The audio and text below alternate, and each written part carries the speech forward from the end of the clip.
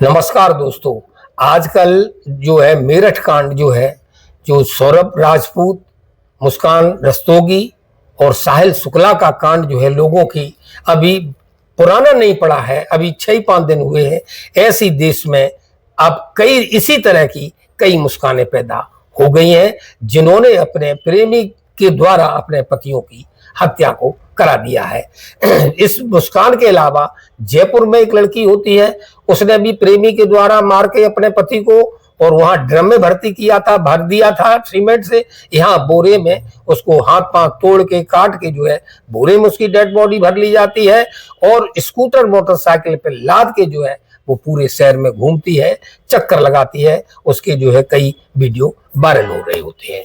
तो उसके अलावा तीसरा जो घटना लखनऊ में घटती है, वहां मनोज और रोहित नाम के जो जो बॉयफ्रेंड है और वहां जो लड़की है प्रेम अपनी जो उसकी प्रेमिका है, वो उन प्रेमियों को बुलाती है अपने पति के माध्यम से और वहां आकर के जो उसका पति बुलवाता है कि इनको बुलाइए, और आने के बाद जो पत्नी भी है उन दोनों लोगों की हत्या करा देती है, उनकी डेड बॉडियां बरामद होती हैं। अब इसी तरह की जो घटना है, मुस्कान नाम की जो औरत है, लड़की है, उसी तरह की ये घटना औरैया में भी होती है। तो औरैया जनपद जो है में एक जगह पड़ती है, उस जगह औरैया जिला में एक जगह पड़ती है फफून, और फफून थाना क्षेत्र के अंतर्गत एक गांव पड़ता है हजियापुर।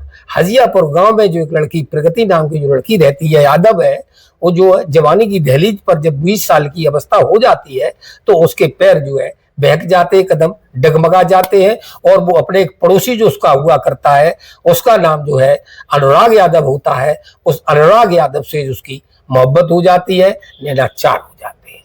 तो ये चीज जो जिसकी मोहब्बत जो नैनाचार हुए हैं, वो थोड़े दिन के बाद जो है ये प्यार मोहब्बत छुपाए नहीं छुपते हैं। थोड़े दिन के बाद ये चर्चा जो है वो आम हो जाती है, गली गली हो जाती है, और ये चर्चा आम हो जाती है। जब गली गली हो जाती है तो उनके माता पिता के कानों में भी ये बात पहुंच जाती है और जान जाते हैं कि ये लड़की बहक गई है, इसका जो याराना, इसकी मोहब्बत अनुराग यादव से चल रही होती है।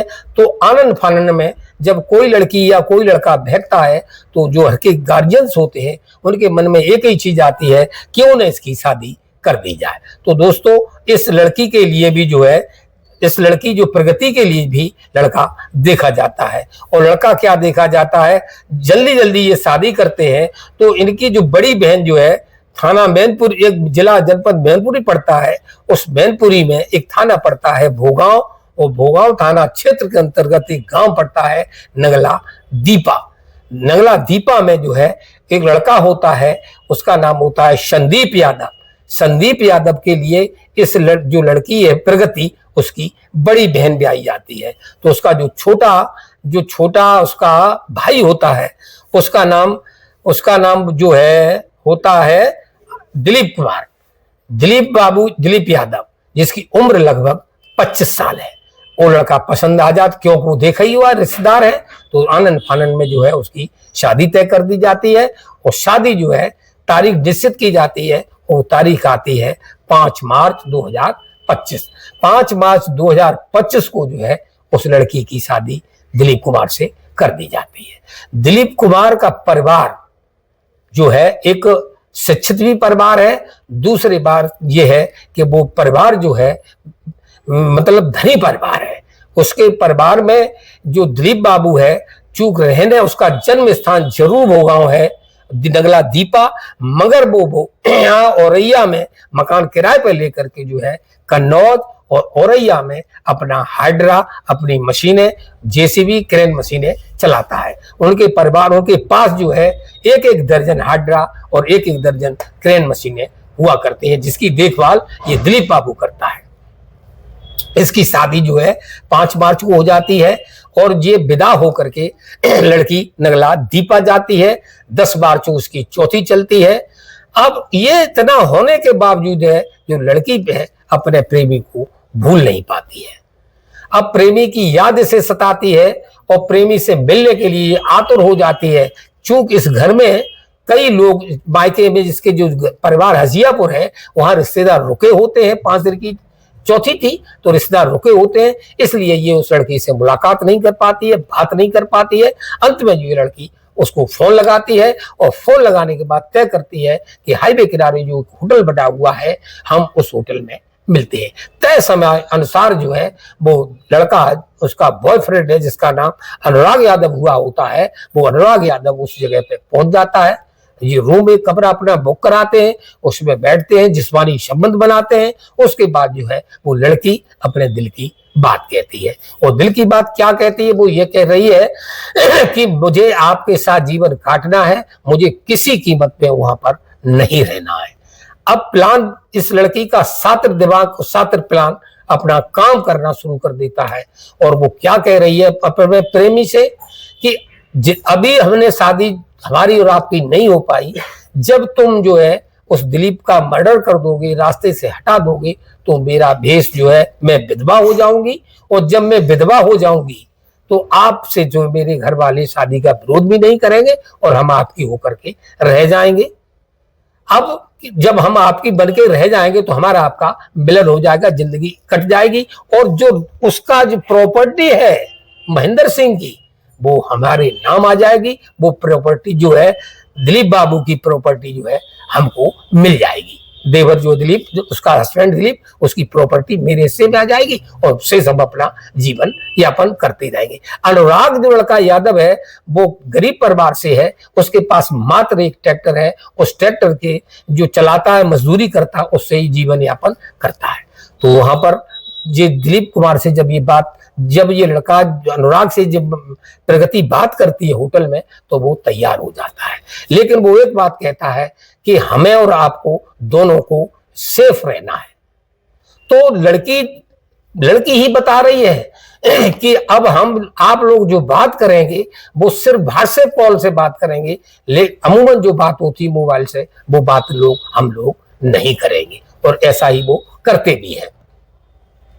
अब जो है कि इसको रास्ते से हटाया कैसे जाए, तो अनुराग यादव कहता है कि हमें जो है कोई एक शूटर हायर करना है।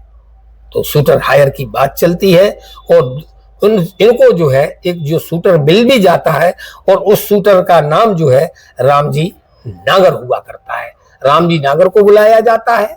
रामजी नागर भी फोन नंबर के पास पहले ही है, तो वो आ जाता है रामजी नागर बात करता है। रामजी नागर कहते हैं मुझे इस काम के लिए 2 लाख रुपए चाहिए। प्रगति कहती है ठीक है, काम होने के 50% यानी 1 लाख रुपया अभी आप ले लीजिए, और 50% जो है हम आपको कार्य पूरे होने के बाद आपको रुपया वो भी दे देंगे। तो वो 1 लाख रुपया जो उसको, लड़की जब ये वहां गई थी ससुराल, तो वहां एक रस्म होती है, उसे हम लोग देहाती भाषा में मोह दिखरौनी कहते हैं, और उसकी जो है मोह दिखरौनी हुई थी। उसमें उसे कई सोने के भी जेवर जाट मिला था, चांदी के भी तोड़ियां वगैरह मिली थी, और जो कैश मिला था वो भी 1 लाख रुपए से ऊपर ही था। तो वो मोह दिखरौनी वाला रुपया जो है वो उस लड़के को एडवांस में दे देती है। अब तारीख आ जाती है 19 मार्च 2025।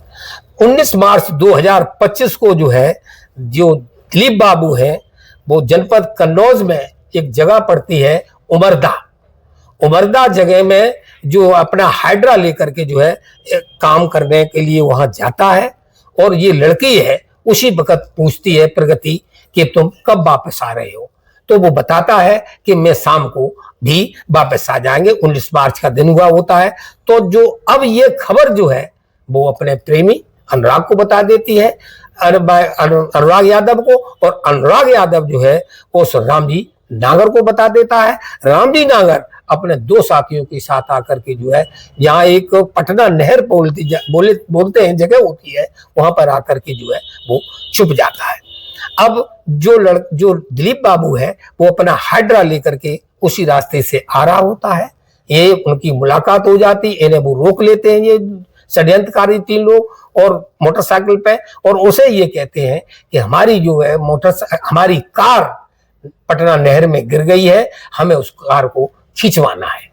तो वो कहता चलो मुझे दिखाओ कितनी गहरी है, कितना रास्ता लगेगा। तो वो जो उसको बैठा लेते हैं, और जाकर के जो है ये बेला क्षेत्र में एक जगह पड़ती है सार, शहर क्षेत्र में जो गांव पड़ता है पलिया, उस पलिया में ये पहुंच जाते हैं और वहां कारबार तो कुछ थी नहीं, एक षड्यंत्र था और षड्यंत्र के द्वारा उसको जो है तेज धारदार हथियारों जो छुपा के लाए थे उस पर गेहूं के खेत में वार किया जाता है, कई बार किए जाते हैं और उसके बाद जो है उसको जो है गोली भी मार दी जाती है। जो गोली पीछे से लगी होती है दोस्तों वो घायल होकर के जो उस गेहूं के खेत में गिर जाता है।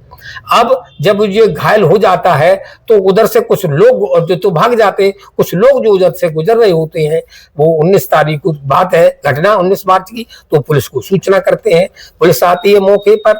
पुलिस जब आती है तो देखते हैं कि अभी उसमें प्राण शेष है, उसकी सांस चल रही होती है। सांस जब चल रही होती है तो उनको जो लेकर के प्राथमिक स्वास्थ्य केंद्र औरैया ले जाया जाता है। वहां से थोड़ा सा ट्रीटमेंट कराने के बाद जो है जनपद इटावा में जो सैफई पड़ती है और सैफई मेडिकल कॉलेज में उसको लाते हैं तो वहां कुछ इलाज कराते हैं।